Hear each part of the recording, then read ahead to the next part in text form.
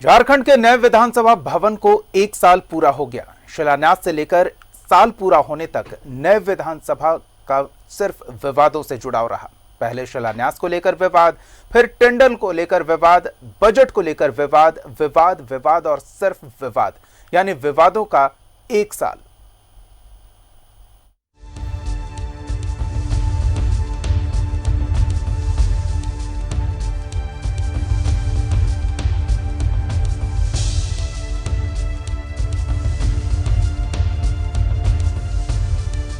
25 जनवरी 2016 वो तारीख थी जब झारखंड की इस नई विधानसभा का शिलान्यास किया गया था।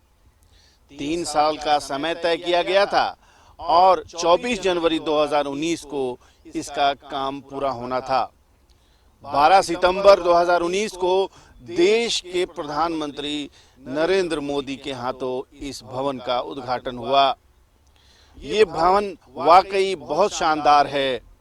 जो कोई इसे देखता है देखता ही रह जाता है। लेकिन इस बदनसीब भवन के साथ कुछ विवाद भी जुड़े हुए हैं जो शुरुआत के दिनों से ही इस भवन के साथ चले आ रहे हैं। विवाद नंबर 1 के इसका शिलान्यास 2 बार हुआ।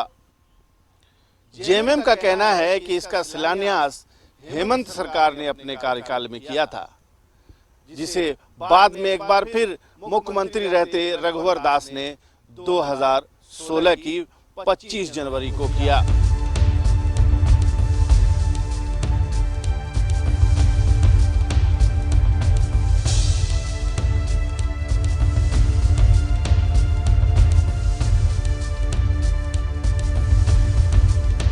झारखंड की नई विधानसभा जितनी खूबसूरत है, इसका मुकद्दर भी उतना ही विवादास्पद रहा है।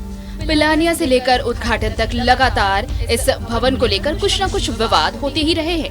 ताजा विवाद एनजीटी के जुर्माने को लेकर सामने है। जुर्माना तो देना ही पड़ेगा, साथ ही अब इस भवन में आगे कोई नया निर्माण भी नहीं हो सकेगा। विवाद होता रहा, काम भी चलता रहा और आधे अधूरी बिल्डिंग के उद्घाटन भी चर्चा में रहा, लेकिन आगे बात बनती रही, काम चलता रहा। सूबे में सत्ता बदलती है, निजाम बदलता है और फिर एक बार यहाँ पर एक बार सत्र आहूत होता है। लेकिन इसी बीच इस इमारत की एक सीलिंग गिर जाती है। फिर इस बात की चर्चा होती है कि ये इमारत अभी तक फुल एंड फाइनल नहीं हुई है, अधूरे में इसका उद्घाटन क्यों किया गया। सबसे बड़ा विवाद इस इमारत के 2 बार शिलान्यास को लेकर है। सबसे पहला शिलान्यास 13 महीने की हेमंत सरकार के दौरान हुआ, जब शशांक शेखर भोक्ता विधानसभा अध्यक्ष थे। पूरी घालमेल जो शुरू हुआ 2013 में, आपको याद होगा कि शशांक शेखर भोक्ता जी माननीय विधानसभा अध्यक्ष थे और हेमंत जी मुख्यमंत्री थे। उस समय इसका उसी स्थान पर कुटे गांव में इसका शिलान्यास हुआ। फिर प्रोसेस होता है कि हम डीपीआर बनाएंगे, उसका हम लोग एनवायरमेंटल असेसमेंट करेंगे, सोशल इम्पैक्ट असेसमेंट करेंगे और उसके बाद निर्माण कार्य शुरू होगा, रिहेबिलिटेशन का क्या होगा, सारी चीजें होंगी। तो उसमें वक्त लगता है, सरकार चली गई। अब इनको लगा कि अब तो हमको करना है।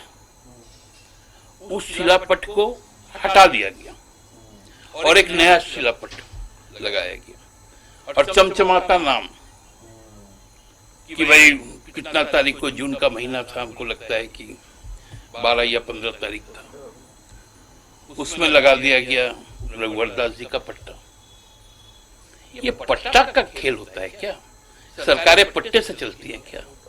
फिर ताबड़तोड़ एस्टिमेट बन जाता है। और मजेदार तथ्य ये देखिए कि उसी में पर्टिकुलर उसी ठेकेदार फर्म को दिया जाता है।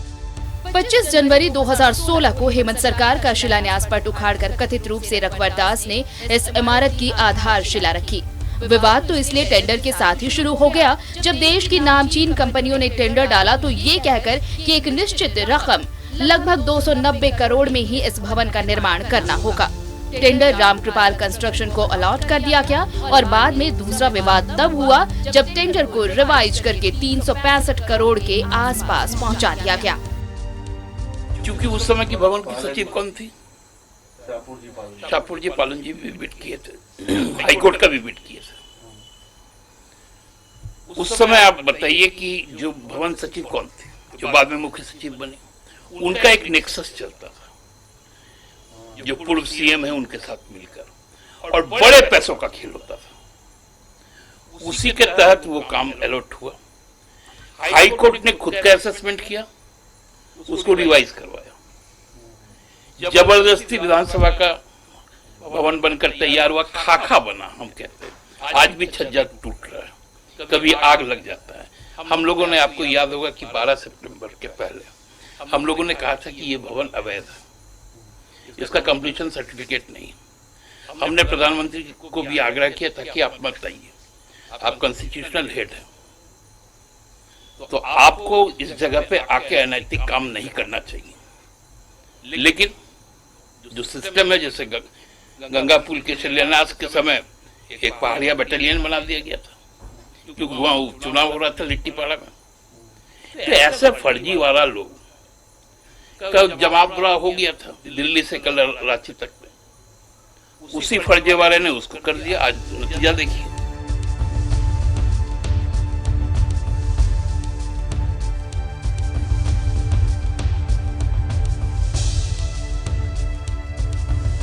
विवाद और न्यू विधानसभा बिल्डिंग का शायद चोली दामन का साथ है।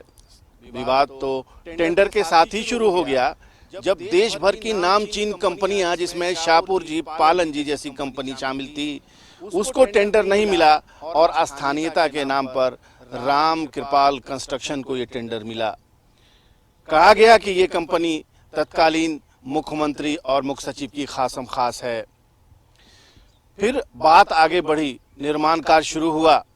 एक खास बजट में इस विधानसभा की इमारत को बनाना था और इसी बिना पर टेंडर स्थानीय व्यक्ति को मिला था, लेकिन बीच में ही इस रकम को बढ़ा दिया गया।